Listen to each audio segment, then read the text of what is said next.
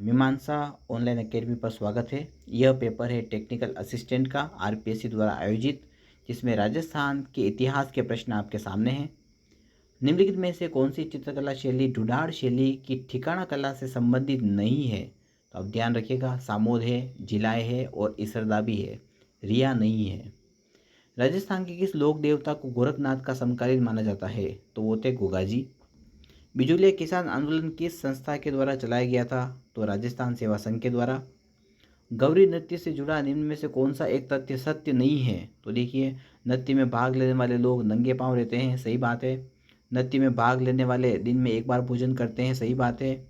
इस नृत्य में भाग लेने वाले 1.25 महीने तक अपने घर व परिवार को त्याग देते हैं, ये तीनों ही बातें सही है। संयुक्त राजस्थान में किशनगढ़ राज्य का विलय किस वर्ष हुआ था? 1948 में हुआ था। सारे प्रश्न इंपॉर्टेंट है।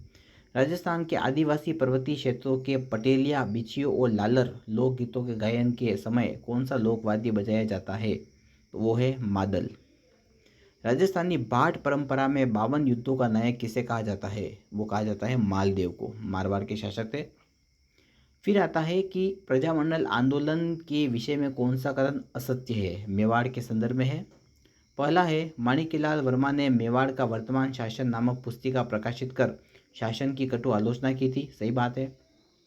कांग्रेस के हरिपुरा सत्र के बाद मेवाड़ में 1938 को प्रजामंडल की स्थापना की गई, ये भी सही है। उत्तरदायी शासन की मांग करने पर महाराणा ने मेवाड़ प्रजामंडल को गैर कानूनी संस्था घोषित कर दिया, ये भी सही बात है। उसके बाद है, राजस्थान की किस निर्गुणी संप्रदाय के प्रसिद्ध सिद्ध कहलाते हैं? तो कहलाते हैं जसनाती संप्रदाय। इनके जो अनुयायी होते हैं उनको सिद्ध कहते हैं। निम्नलिखित में से कौन सा राजस्थानी काव्य 1857 का दस्तावेजी काव्य कहलाता है? बहुत ही इंपॉर्टेंट प्रश्न है, वो है सूर्यमल मिश्रण का वीर सतसई। उस चौहान राजा का नाम क्या था जिसने पुष्कर में वराह मंदिर का निर्माण करवाया था? तो वो था अर्णोराज। निम्नलिखित में से कौन सा युग्म सुमेलित नहीं है? तो देखिए, जोगीदास ने वर्सलपुर गढ़ विजय लिखा था, माधोदास चारण ने राम रासो लिखा और डाडी बादर ने वीर मायन लिखा। गुजरपतिया शैली का अंतिम व सबसे भव्य मंदिर कौन सा है? तो वो है किराड़ू का सोमेश्वर मंदिर। रांगड़ी बोली किस भाषा की उपबोली है? तो वो है मालवी की। और अंतिम प्रश्न है, राजस्थान में मध्य पाषाण युगीन मानव कंकाल कहाँ से प्राप्त हुआ है? वो हुआ है बागोर से।